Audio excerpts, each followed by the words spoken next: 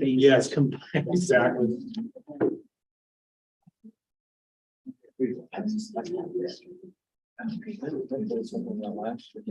But it doesn't. You know, the crop this year has been potatoes. That's first day ever.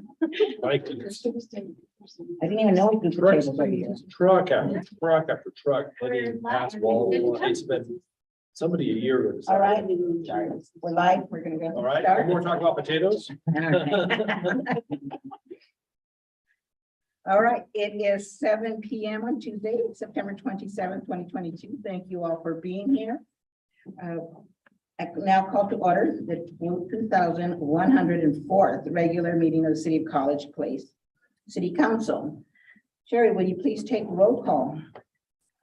Councilmember Jessup, Present. Councilmember Cleveland, Present. Councilmember.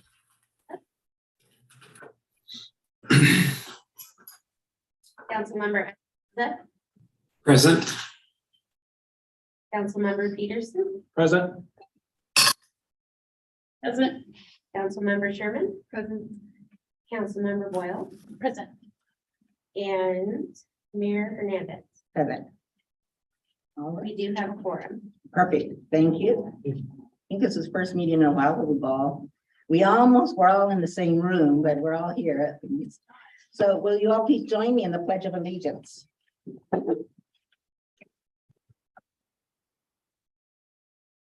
I pledge allegiance to the flag of the United States of America and to the republic which stands.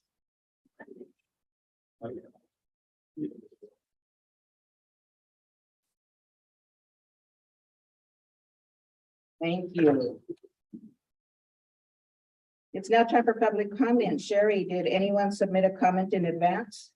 I did not receive any comments. Okay. We do have one person in the attendees list. All right, if there's anyone in the attendance, virtual attendance, where they would like to speak, please raise your hand now. Use *9 to raise your hand if you're connected by phone.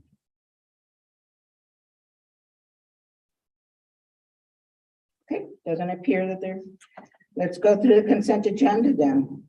The agenda for tonight, let's see. It's time to approve the consent agenda. So it consists of the agenda for tonight, September 27th, 2022, the council minutes from September 13th, 2022, the August 2022 check register and financials, the heart rate monitor upgrade, and the purchase of a used flusher truck. Are there any items council member would like removed from the consent agenda at this time? Make a motion to approve the consent agenda as presented. I'll second. No, go ahead. I'll second. Okay, thank you. All in favor, say aye. Aye. All right, the ayes have it and the motion is passed. We have one present tonight. And Director Brian Carlton is going to present on the 2023 preliminary budget revenues. Thank you, Mayor. I'll bring up the presentation.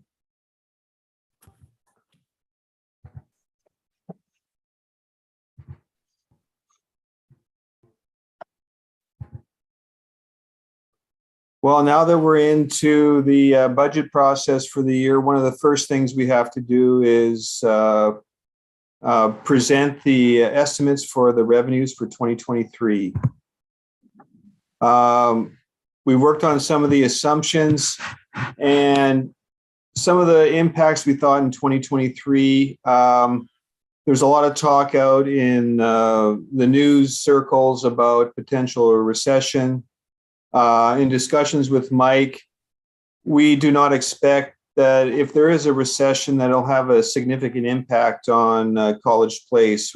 Historically, we're sort of sheltered from some of those impacts. We have strong retail sales through Walmart, Home Depot, and now that we have the new Goodwill, so we feel confident we won't have a significant impact. Although in the numbers I show, we are, kind of cushioning what our expectations are. There still is housing constraints that we still feel will have an impact, and some of those projects moving forward next year may not see any of the significant revenue until 2024. We're anticipating, we're showing in the budget the full 1% increase in property taxes, and we'll have the ambulance utility for a full year at the 2/3 of the full rate. Some of the additional items that we're not presenting tonight is we're not including any of the grant revenues. We'll be reconciling that when with the CIP once it's presented. Also, we haven't included interfund transfers. We'll use those to reconcile the fund balances when we get to that point. And the county property tax estimates that they provide us won't be available until I think closer to the end of October. Here's the numbers, the main numbers is that we're going to use in the initial introduction for the budget next week. Property taxes, we're basing it on a 1% increase over the 2022 forecast. You can see a slight increase of $21,000 to $2.135 million for the year. Property taxes, we are showing a slight increase, that anticipating the sales tax from Goodwill and continued success at Walmart and Home Depot. That's our main drivers of the sales tax. B&O tax follows a similar trend. Not huge increases, but a slight increase over the 22 forecast at $1.54 million. Business and license and permits, we're anticipating it pretty status quo, a small decrease. Non-business licenses and permits, we're expecting, based on community development input into it, that some of those projects are going to move forward next year. And we're showing an increase, considerable increase from this year. None of those projects have been happening, but some of them will be moving forward next year, we hope.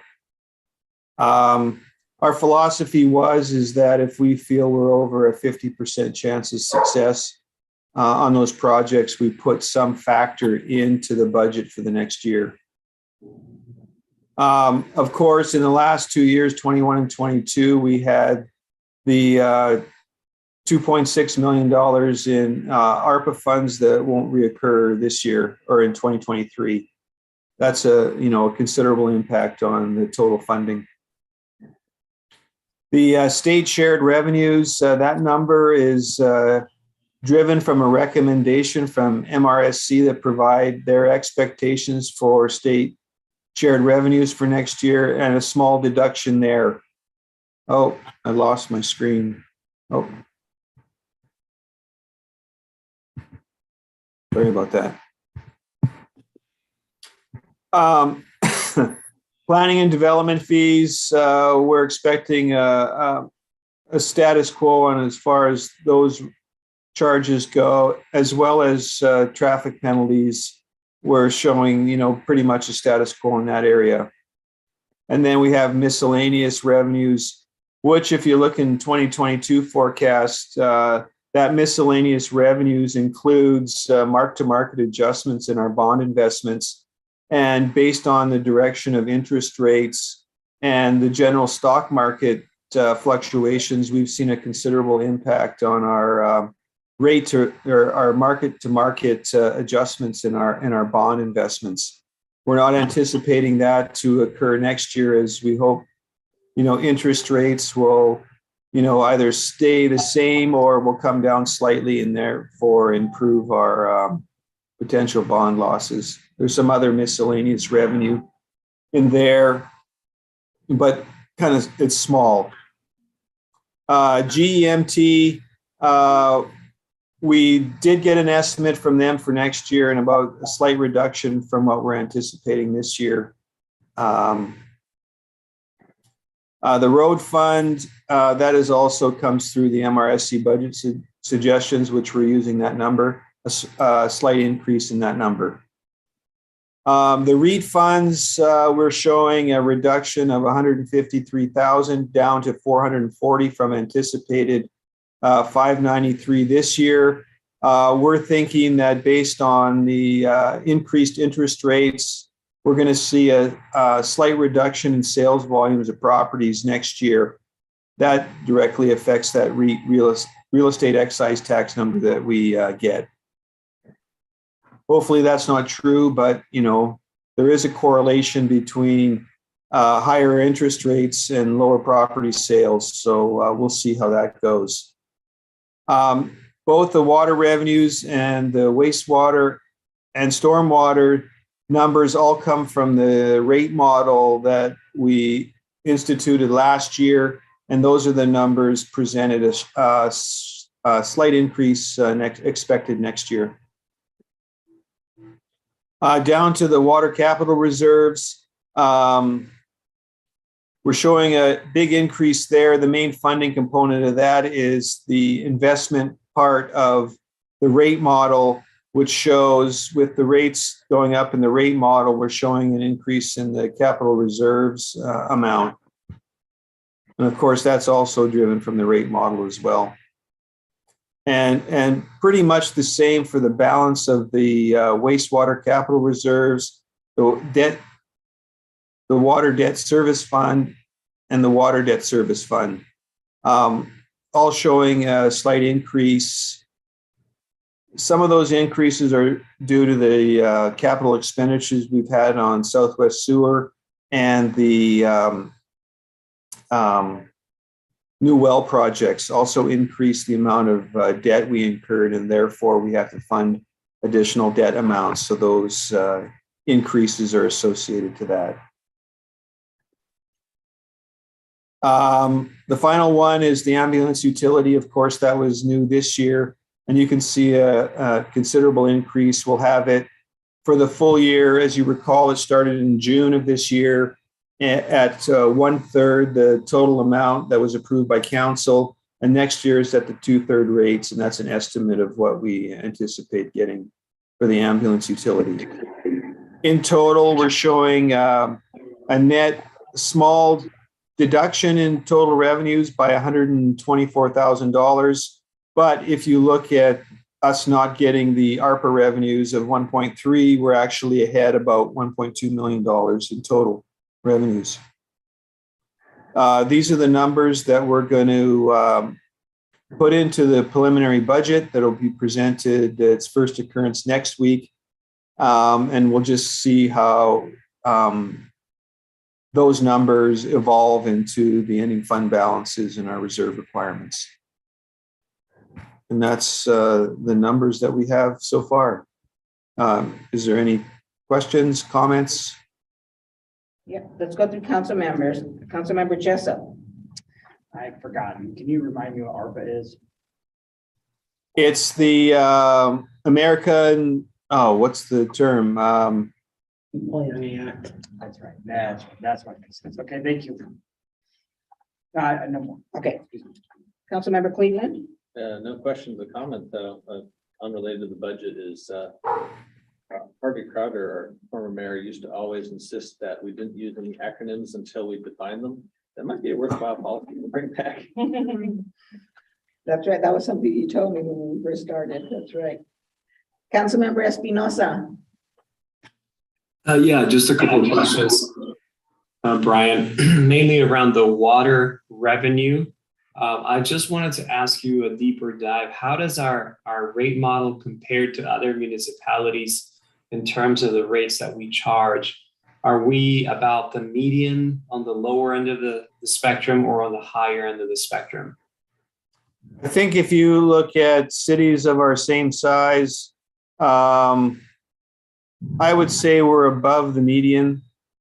We're definitely lower than Walla Walla, which is usually our comparable that we use. But if you based on population size, I would say we're in the higher middle section of the rates. Okay, and in terms of our operating cost, is that sufficient for us to operate our water operations, or does that leave a surplus with the current rates that we have? I haven't completed the fund balance, but historically, we do have some reserves. In the presentation I gave on financial policies a couple sessions ago, we are required to maintain minimum reserves of, I believe it's 60 days of operating expenditures. So we have maintained that. How this is going to pan out into the budget, until I get all the numbers worked out, I'm not sure where it's going to end up in the ending fund balance, to be honest. Historically, we've been in good shape. But also, we are moving funds from the water, also funds the capital projects and the debt service. And as you can see, our anticipated revenues is a lot of those are internal transfers that come from the operating, or come from property taxes, or come from our rates we charge. So there's, a couple components of the rates. As far as we charge the citizens, it's broken up into operating costs and debt service. So there's a component of that rate that goes to funding our projects. And you know that we've had to replace 2 of our wells in the last 3 years at the tune of $4 million a well.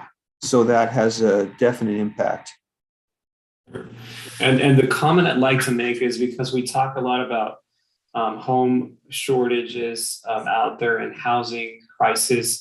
I've heard from a couple of our constituents in the city that the rising cost of utilities are proving to be difficult for a lot of households to maintain, or to be able to make payments around their operating costs just to own a home. We many times focus on the interest rates and the loans and all those things, but also the daily cost of owning a home can prove burdensome to a lot of people, with rising rates for water, sewer, and other commodities as well that people must pay. So just wanted to get a better understanding. Thank you for providing that and make that comment. Yeah, and don't forget the rate model anticipates some of our costs. As you know, we're looking at being held by Department of Ecology to a $26 million investment in our wastewater treatment plant. And that has a material impact on the rates. And,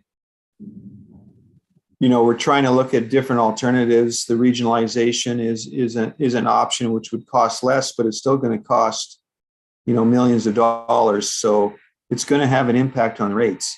And even if we have grants, like right now, we're looking at a $10 million grant from a Department of Ecology for the wastewater treatment plant. That still is a $16 million loan that has to be repaid, and that has to be covered by the rates.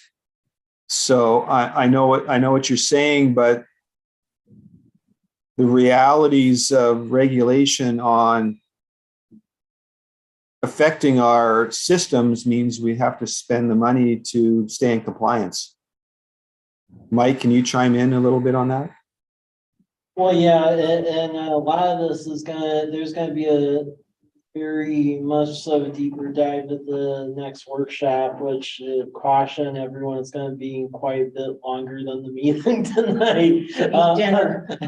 Yeah, but with the wastewater consolidation, what it's proven is that whether we do phase 1 or we do the regionalization, because you're actually going a little bit uphill and having to deal with quite a bit of issues going that way, either way, it's actually going to come out pretty much to the identical cost. What you're hedging a bet against is us having to do a phase 2 or phase 3, because as I mentioned before, with Department of Ecology, that has been in their guidance. And even with phase 1, that buys you a guarantee for 5 years, but then after that, it's a big question mark depending on how they're processing permits and things like that. So there's definitely going to be a value judgment call essentially on that.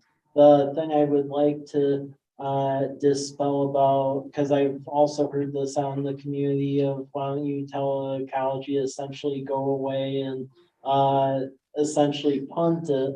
The cautionary tale I will give there back when I was city administrator in Colfax is one of our neighbors who will not be named up that way, decided to do that, and basically the state came in and took over their system anyway, and then charged a $25,000 a day fine on top of that until they were in compliance, and didn't waive it because they wanted to illustrate the point.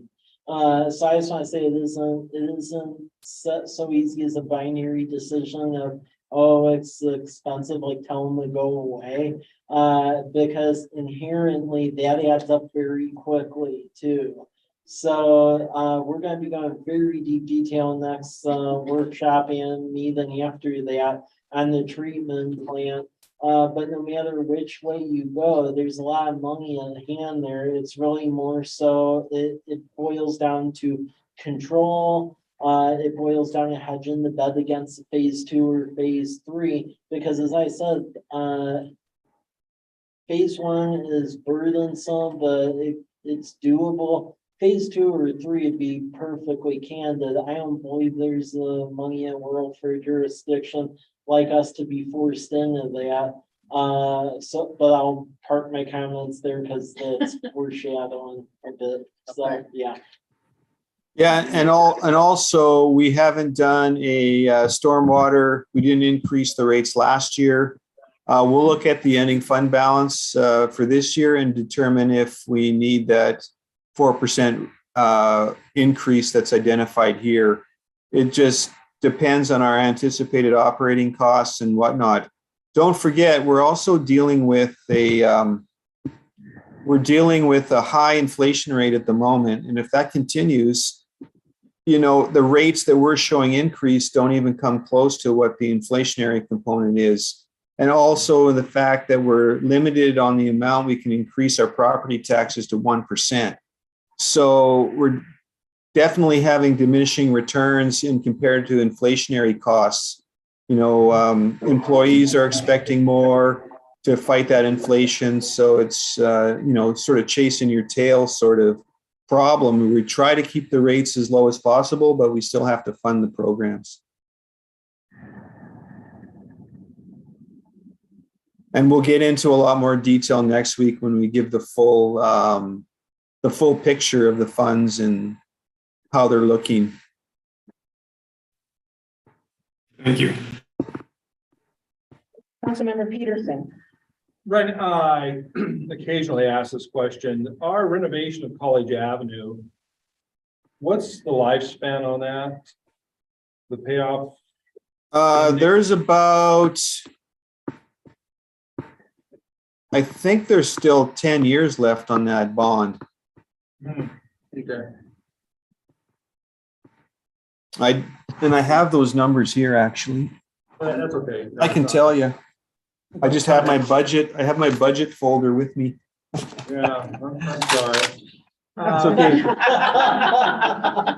Hey, one other question about cash is, our funds at Community Bank, our return on those, do we have CDs somewhat, or is it more of a revolving? The investments are basically broken up into two components. One is called LGIP, which is with the state of Washington, and that's sort of what they consider close to cash. So we can easily get that money out.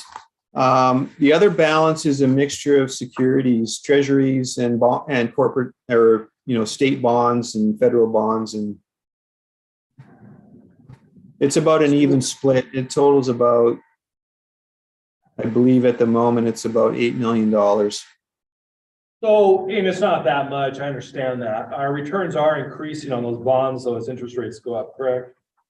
Well, we have a balanced portfolio based on a 5-year ladder. Okay. So some of those bonds have been replaced in this year and last with low rates. So, it's sort of that laddered approach. We do have some ones that are up into the 3-4% that will be coming to maturity soon. So, It's not material, but yeah, I'm guessing, but yeah, okay. yeah, it's not huge dollars, but definitely it's funny, we have to do these market adjustments But yet, at the end of the life of the bond, we get what the negotiated value of the bond is. But they just require us to do these market adjustments based on the current bond rates. And if you had to sell them now, then it would be at a lower amount than you would get if you held the bond to maturity. So that negative amount there reflects that market to market adjustment. Right, thank you. Councilmember Williams? Okay, I'm sorry, I have several questions. What is GEMT? It's ground emergency. No. I don't need to know the exact acronym, No, but what is it? it's ground emergency medical transport and this Yes, goes thank you, Mike. Yep, this goes back about 2 or 3 years ago, but basically, the state does this estimate for like Medicaid runs Okay. on the ambulance, and then the difference, you pay, it's weird, you pay them, then money filters back with more money and you get more Okay. money at the Like end of it. SNAP. Yeah, So it's a little bit of extra. Yeah. Income for our Medicaid. Yeah. Emergency runs. Yeah. Medical runs. Okay. Thank you. Let's see, I wrote them all down. So one of the, as I was looking at this, there's kind of the difference between our operating funds and our capital funds. Because like if we do end up, so I guess what I'm saying is I'm not sure that the change is that helpful if it's added together. Now, based on my quick and dirty trying to follow the changes of just the operating, it looks like as far as operating goes, we will be a little bit higher. We don't really have a deficit. Is that? Or I shouldn't say, it's not a deficit, it's a decrease in revenue, sorry. I would say looking at it from just a revenue perspective, that would be a correct assumption, and yeah, because the big misnomer here is showing the American Rescue Plan Act revenues where it's given this impression like it's a decline, but you subtract that out and look at the static money buckets that have been coming in, then we're actually, based on history, a little bit ahead of the game at the level. But not necessarily, so in current dollars. Yeah. That's what we're projecting. And we're kind of at the mercy of whatever inflation does. Yeah. I think it would be really helpful when we look at revenue and expenses like this, if we did split out operating and capital. Okay. Well, there is no expenditures in this. This is strictly just the revenues. I So- understand. So I think. So it would be next week we'll show, yeah, I give you that presentation that shows you the operating, the 400 level funds, including both the operating, the capital, and the debt service in combined together. And then that'll be netted against the expenditures to show what the deficit or surplus is for each fund. Yeah, I think I'm saying slightly the wrong terms. What I'm looking at are the ones that are in Fund 00 versus the ones that are in like 400 that have to be spent on those. And then 300 that has to be spent on that, and 100 that has to be spent on that. Whereas my understanding is the other revenues, we have choice on where we can spend them to a certain extent. Okay. Well, the 00 fund is our current expense fund, which basically operates the city as far as the administration, fire, and police, and parks, are all those Right. 001. And that the revenues that are in Fund 001 are the ones that we can use on the expenses of 001. The others are all dedicated. So I think it would be really helpful if we split out both when we do the revenue sources now, when we do the expenditures later, and then we put them all together, that it would be really helpful to split out 001 and have subtotals there. It will. Well, Right but now, next it's hard to do it in isolation because I don't have the expenditures. So you don't, Oh, I don't think we're communicating very well. What I would like is after GEMT, a subtotal. On just On the this revenue, this slide. slide. oh, yeah, good. Yep. Okay. Sorry, so we talk about the 2022 rate model. We did set up the rate model, as I recall, that goes out quite a ways, but with the understanding that we would need to update it like every 3 to 4 years. When is it due to be updated again? Do you know? Well, it would be 2024, I believe, because the rate model was done last year. So it would be 2022, 23, 24. Do we think we might need to do a sooner one if our assumptions like inflation and costs of wastewater treatment turn out to be? Yes, our anticipation was to do it every year, actually, and I'm not complete with the current model update. Well, when we first did it, we all thought that it was too much work to do every year, as I recall. But yeah, we paid somebody, but so anyway, I think it might be helpful to go back through the assumptions and understanding of how we did the rate model, because we spent a lot of time trying to figure out exactly. Mr. Rizzatello? Yeah, so you're correct. Originally, when we did the rate model, we thought it was gonna be for a multi-year window because we hired that consultant. Luckily, Brian and Deshery have this thing fumigated enough where within the Excel spreadsheets and such, they can fairly directly do checks against all this annually now. So even though we were adopting this on a multi-year window, you are going to get a snapshot essentially on where we think this thing is going. If I were to predict with the wastewater one, that is going to need a revision on that. We'll have to see, but it's just the size and scope of that project. Stormwater, as y'all recall from last year, because of grants and stuff, we were able to essentially actually do a more subdued increase on that from what the rate model was at historically. So that'll all provide a snapshot on where we're heading with this.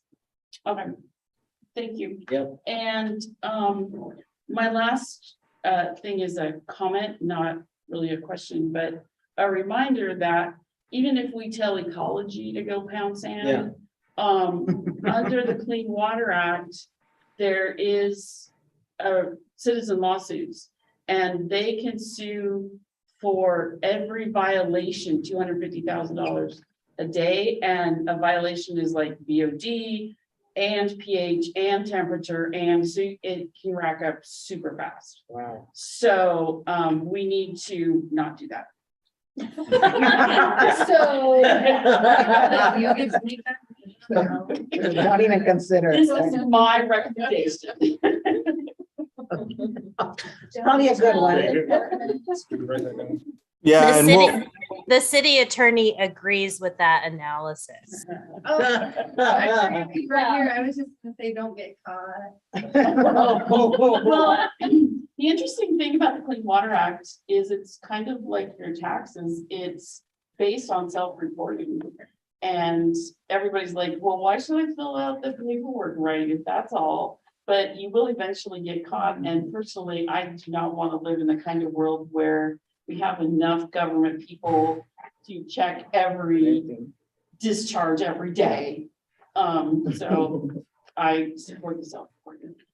Mr. Rizzatello? And I say again, just to just to follow the commentary on this, so for instance, city of Spokane, that's actually why they recently had to dramatically increase rates, because they, under previous administration, they took a Go Pound Sand initiative, and Spokane Riverkeeper actually sued the city and sued the college, saying that they weren't following the clean water laws, and it was multiple $250,000 a day fines at the federal level. And that's why if you go in downtown Spokane right now, if you go to that disc golf course and Riverfront Park, that's why they have all of that fenced off right now, because they're building these like gigantic filtration tank things for the wastewater, and that's because everyone was royally sued by Riverkeeper. And we do have a Riverkeeper both at this county level locally here and in Tri-Cities. So Well, and the reason why people do it is not just because they care about the environment, but if they sue and they're successful, they get the money, not the government. So, Oh, nice. yeah, there are people who make a really good living at this. Anyway, Something's just wrong about that. No, they don't. They don't. Actually, a terrible approach. No, I'm just being cool. We're not, I'm not putting that there. Yes. I would be happy to sit down and debate this at some point. I have opinions, but. Yeah, and just one further comment. We'll have the rate models completed before we get to the final the budget scenario. Thank you. Sorry for all the. I feel No, like that's fine. We definitely want to improve it to make it easier, and we'll definitely put explanations on the acronyms and do some subtotaling. Thank you. You know, I think your questions are helpful to educate those of us that do not know. Right, so it's it's good for us because we don't ask those questions that we didn't even know about. So thank you. Yeah, we get so used to the acronyms, we figure everybody knows them. Yeah. Ms. Sherman. I don't have any questions. It's great work so far. Well, no, Melody asked all the ones I was gonna say. No, it's just. Actually, Lauren asked one of mine, so. It's like, it's so soon, like this is yeah, it's just. Oh, and to follow up, Lauren, that CARS project, it matures in 2033. So we still have 11 years left Wow. at just under $500,000 a year. Okay. He was determined to get you an answer. Yeah. Okay. Ms. Boyle. No questions. Thank you. All right. Mr. Rizzutello. And just because we have some newer council members from when the whole CARS College Avenue Rose Street project went down, please keep in mind that that is a separate item that shows up on the property taxes. So that isn't like part of like the general request from the city of College Place, because with both are approved debt like that, that shows up as its own item. But then as we add more projects, so for instance, like Goodwill, Half Thief, things like that, the burden on each ratepayer lessens because there's more to spread out to. So since that time with the additional homestead and all that other stuff, it's lessened. But just keep in mind, it is actually a separate item than the property tax collection that goes to the general fund. But just to tie that, please keep in mind with the property taxes, they have every dollar you pay, about 2 cents on the dollar goes to the actual city. Lion's share of that is going to school districts, some county current expense, and then state. So. You know, Mike, to that point, I think over the years on council, and I'm not advocating this at all, but we have room for additional debt if it was voter approved. We do. Yeah. We do, and then we also do have room in certain areas, council medically as issues arise, because keep in mind, we've all been doing a good job where if there's a bond where it looks like it's a couple years out, then we have the room and essentially we're getting more money back that way than putting it in the investment pool. We've been paying it off early. For instance, if you recall about a year ago, we retired the commercial drive debt about 2 or 3 years early because that was actually a bigger bang for the buck than putting that money in the investment pool or in other bonds and so forth. So we're doing is we have the room to improve the gap available for councilmanic debt and then voter approved. And for voter approved, the only thing on that is that College Avenue Rose Street project. So. Any other questions or comments? All right, well, thank you so much, Brian. That was very helpful. Yes, Thank thank you. you. So next item are public hearings, which we do not have any on tonight. So we're gonna now move on to action items.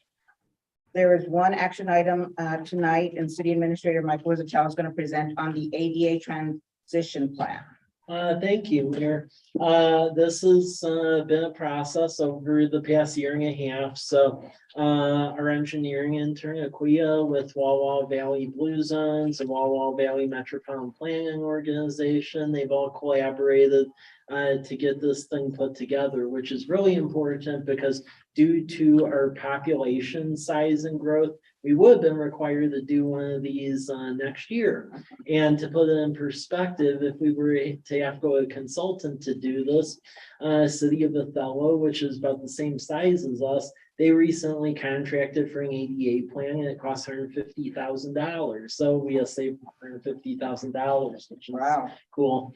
So what's before you today is to adopt this, and then that'll fit essentially the thresholds for the ADA. It'll keep us good for another 6 or so years. So it prioritizes the improvements to do the Americans with Disabilities Act ramps, and every couple of years, the federal and state governments change the regulations and so forth. So this really becomes a living document. I would say prior to this, we really did not have any categorization of said ramps. So now we do, so that's a good thing. So we can methodically work off of those as we get the grant funding. I will say we should be able to really go after community development block grants because thanks to efforts of Walla University on Friday, they actually did door-to-door knocking on every street in the low-income census block groups to do the income surveys. So that data is getting aggregated now, and for the streets that qualify, that'll be one avenue we could essentially fund this at to slowly over time deal with the ADA transition ramps. And a lot of it is randomly through the community. You'll notice on the maps, a lot of the center of the community, you don't really see many dots. That's because the sidewalks don't exist. So with the income surveys, all of that will help us essentially justify a state and federal government to give the resources to go build the sidewalks, because the price tag on sidewalks is very expensive. Last time I checked, to just do one side, keep in mind of every sidewalk in the city, that in and of itself was hovering around like a 20 million price tag. So that's why it's very, very important to get grants and to qualify for some grants. Ridiculous. So, and the Utilities and Transportation Commission, they recommended approval of this, so that's why it's before you all today. We did a 30-day public comment period. None was received on that. And then the Metropolitan Planning Organization, they received it as well during that period, and they thought it was good, so that's why it's before you all for said approval. Okay, great. Thank you, Mike. Let's go to council members for questions or comments. Mr. Jessup. Question, comment, just to wrap all that up in my brain. So essentially, we're kind of one step's going to lead to another in a positive trickle effect. And this is one of those ways of saying, hey, to the accessibility in throughout the city. That also then allows us to go to the state and say, hey, we need this grant because we have this approved. Which means we need money for ramps. Or excuse me, sidewalks, so that this then can be in compliance. Yes, So it's like all a positive trickle effect, and this is kind of one of those first stones, right? yes, it's a positive trickle. I will also say it's a trickle against requirement to do our population size. We would have been forced to, Yeah. because Was ahead of the game. well, yeah, because the threat is if you don't do that, the state could actually claw back revenues and shares with the jurisdiction. So we're actually ahead of the game and they are. It sounds to me that this is a great lesson for the people that need to come to my government class and learn about federalism, funded and unfunded mandates. Yep. Thanks for having the Walla University students do that. That's huge. So thank you also for that, council member. That was actually our freshmen on their freshman orientation week. They did a service project on Friday. So that's awesome. Yeah. Thanks. What was the response from the interviewees? Were they positive or Did you did get people it get up? mad? Was the response good? The response was good. We're still tabulating the results. Well, they are. I have to stay out of it. Throw that out there. Yeah, talking with Mr. Lopez, because that was under Center for Humanitarian Engagement. It looks like most of the corridors in the census block groups were statistically valid, so we will be able to utilize most of them. And residents were nice to our freshmen? I would say most, Okay. yeah, You never did that. yeah, I would say that the emergency management Yeah. that was sent out Yeah. advising people of Yeah. this, genius. Yeah. I thought that was a great idea to get it out there publicly so that people knew it's legit yeah. It was. in a big way. It was through emergency management, breather board, and then all the social media and the website. So, and then luckily county emergency management, once we advised them of that, they took care of that. So, good news from what I was told is no one received calls like, who is this at my front door? So it definitely mitigated that. So, Yeah, some responses I got was, people were saying, thank you for this good notice, right? Yeah. They were really appreciative that it was clear, it was on time, and, it let them know that it was safe and legit. yeah. So I thought that was great. Absolutely. Mr. Cleveland, No question. okay. Mr. Espinosa, No questions. I think this is great. Mr. Peterson, No questions, thank you. Ms. Williams, I just have a comment that apparently when the city of College Place was founded as a city incorporated, I guess is the word, one of the key reasons was they wanted sidewalks in the downtown core. So what is it? 50 whatever years later? 76. 76, okay. Yeah. I'm very happy to be part of Mike's fulfilling that desire. So that is excellent. Good point. It's still a circle, right? It's still what that citizens want in the community. Ms. Sherman, I don't have any questions. Ms. Boyle, I don't have any questions. Great job. all right. If there is no additional discussion, is there a motion? I'll make a motion to adopt resolution number 22-070, which authorizes the College Place ADA transition plan. Second. Great. We have a first and a second. Any additional discussion? All right, then all in favor, say aye. Aye. Mr. Espinosa, Aye. thank you. Then the vote's unanimous and the ayes have it. The motion is passed. Do you have to ask her name or because we all said yes, we're good? Yeah, we all said yes. or somebody.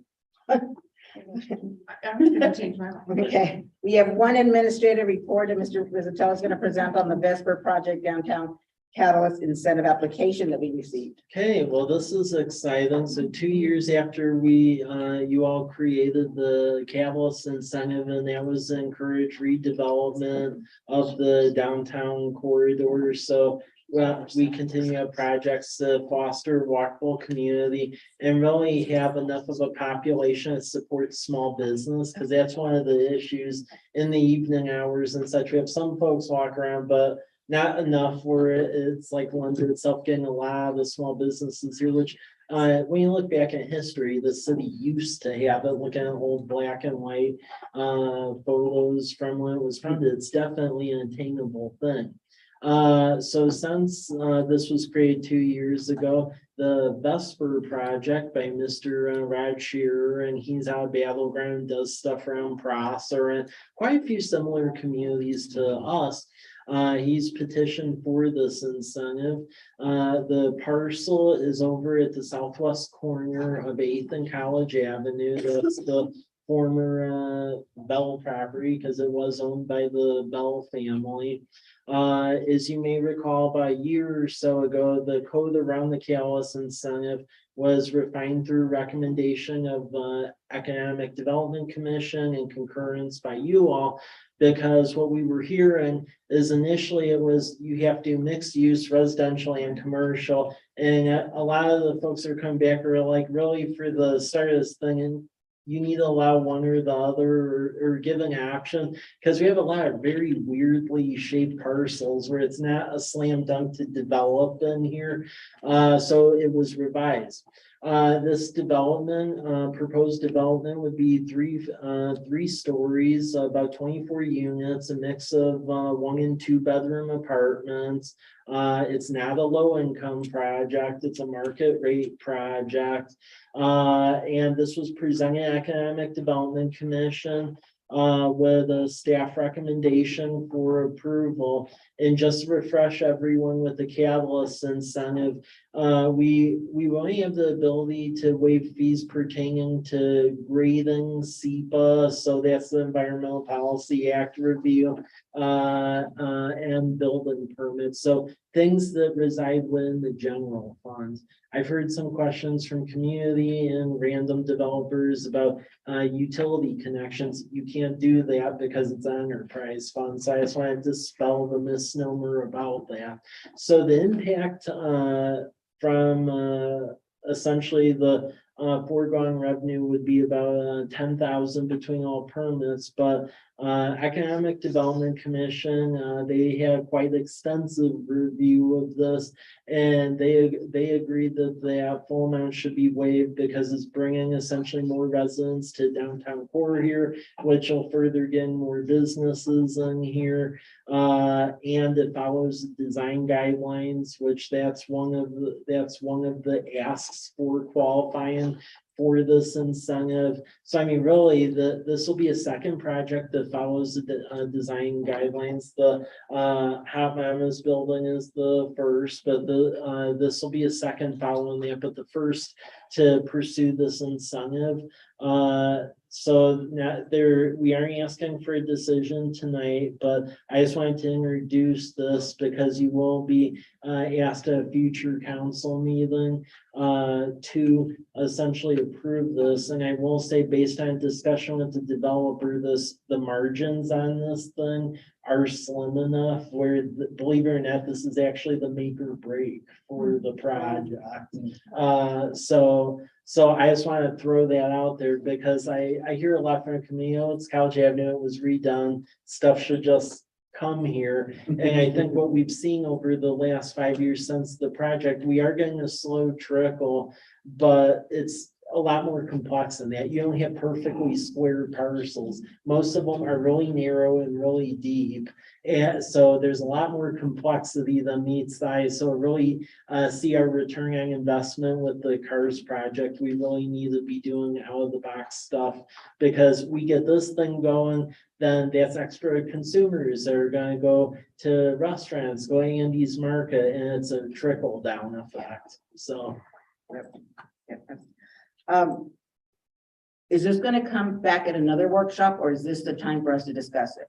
I mean, there'll be discussion for when it comes back for action. I put it as an introduction if there was some generalized Perfect. comments or direction this meeting. Okay, what does Vesper stand for?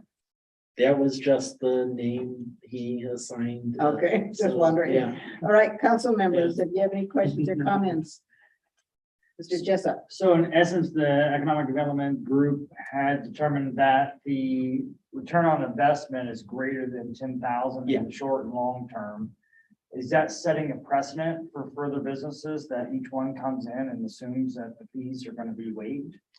I understand the first one here, but just, Yeah, I mean, it could, but I will say this project is big enough where you're getting 24 units. It's a high profile corridor. I mean, 8th is one of the nodes. In fact, yeah, 8th is, you all remember, that was approved to be federally classified. So I mean, it's elevated it to another level. 24 units. Yeah, Oh, I missed that. Yeah. many. No, The way you gotta see it is it'll encourage others to Yeah. come. No, I totally get it. I Yeah. just know that, Yeah. I did not catch the 24 units. No, I no, apologize. no, That's quite a bit. it's 24 units and I mean, I compare this very much akin to like where I went to college at. So back when I went to Champaign-Urbana, their iteration of College Avenue was Green Street. And back then it was very much like here. However, they had a very similar project occur right in the middle. And then from that point, it just caught on like wildfire. I mean, I recently went back to Champaign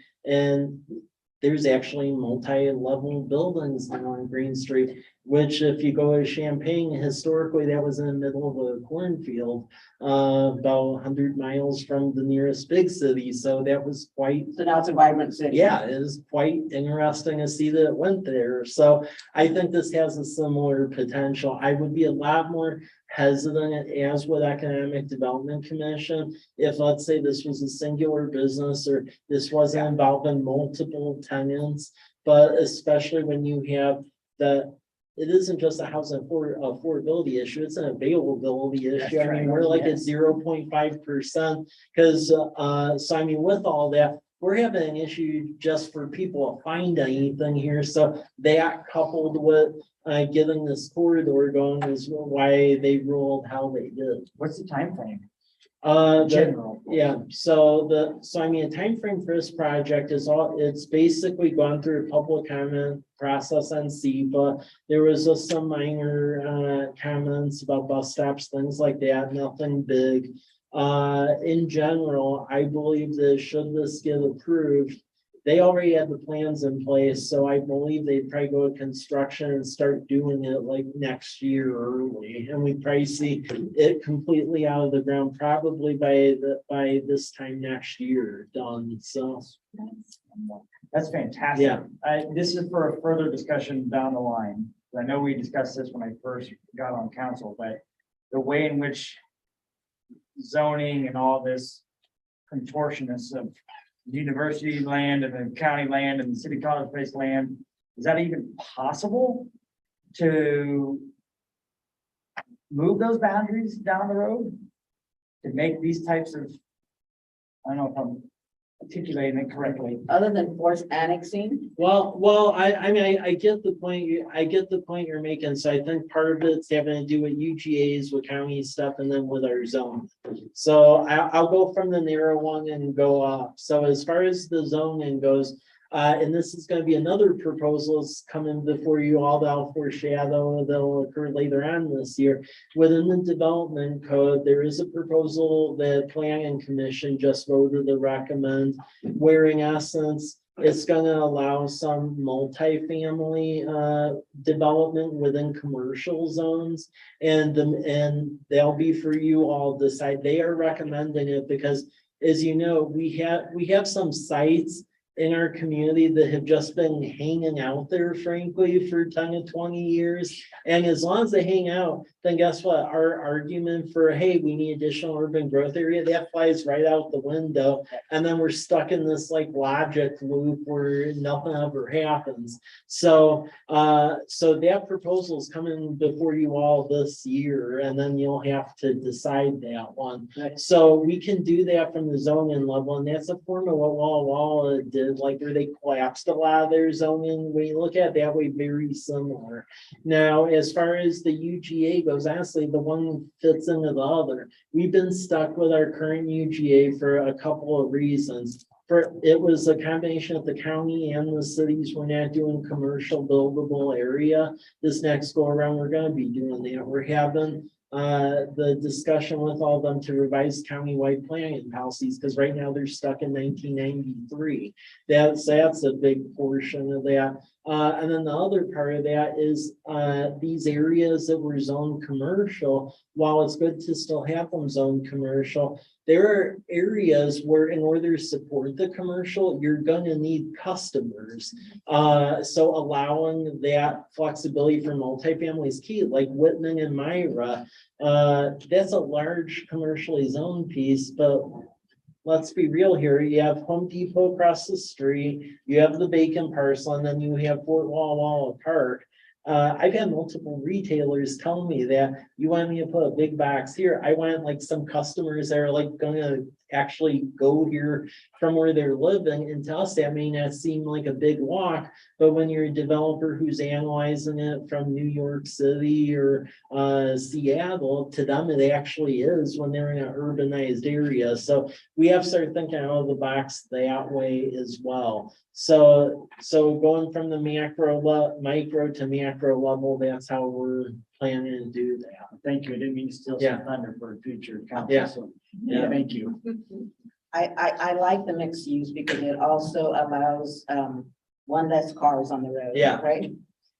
Healthy exercising to go out and walk, but it's for people who live, or lower income or people who do not have vehicles to Yeah. just be able to shop in their own community, their own neighborhood. I think that's Yeah. I mean, that's big for a community. And even in their own building. Yeah. I mean, the commercial on the ground floor and resident above. I don't see why we can't get that going. Mr. Cleveland, I thought it was looking like a pretty promising project. Did you say there's 24 units that are Yeah. going in? Yeah, it's a combination. I don't remember the exact breakout, but it's a combination of 1 and 2 bedroom apartments. Okay. So it looks like there's 22 parking spaces. Is that adequate for those 24 units or? So with the parking spaces, we feel it would be a combination of that, street parking, and then again, a future proposal, which you're gonna see in the CFP, and I will also say likely it will be predicated on doing a tax increment financing district, is some of the vacant parcels in the middle of these giant blocks that like are bogs at the moment. We really need to be converting to shared public parking lots, because then we can waive the parking minimums. Because I can't tell you how many projects on College Avenue that has completely torpedoed because of how bizarrely shaped the parcels are. So we're gonna feel a lot like what Champaign, Illinois did, because they used TIF to essentially fund the acquisition of those middle properties, which nothing's in them right now, and build the lots, because then we only have to be requiring that everyone.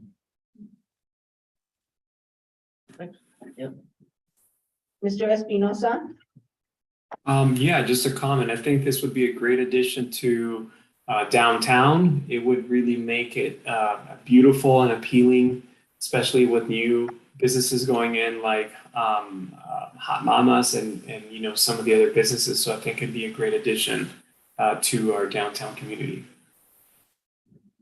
great. Mr. Peterson, No questions. Ms. Williams, Couple of comments, basically, I guess. I really think this is a great project. I do think it would be great if we could figure out a way to have electric vehicle plug-in available there. Okay. I mean, I think it's a lot to ask the apartment developer, although even just 110 in the parking lot is, you know, I can live off that. And right now with my landlord, I have had to go with alternate means, which I probably shouldn't say in public, but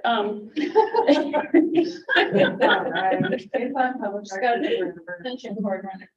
I have an extension cord like out my kitchen window. she really does. It's the only way I can do it. So, you know, making that available, I think would be great. And maybe and that should definitely be a part of those shared parking lots. One of the things that I think would really be wonderful if we could figure out a way to do it, is the sort of like the zip cars, where you have a membership to a car, you don't have to own a car. And so that way, you know, once a week you rent the car, you go get groceries, you know, and you don't have to own a car anymore. Yeah. So, I used those a few times when I was in Seattle. yeah, they tend to be in bigger cities, and so it's just a thought if there's some way that we could get something like that here. And then my other thought is, I think we're going to have to think about incentivizing redevelopment as well. Because we have a lot of property where somebody's bought it, it's a single family home, they're renting it out, it is slowly falling apart, and that's what's going on. And How many conversations have we had Yeah. about them? Yeah, yeah, so if there's a way that we can incentivize redevelopment somehow, I don't know what that would look like. You're the finance genius person, so. Can we print money or? is that only the US? well, You're you're nicer than I am to use the word incentivize, and I'm like, how can we make them do something about it? I mean, there's a multi-pronged answer on that one.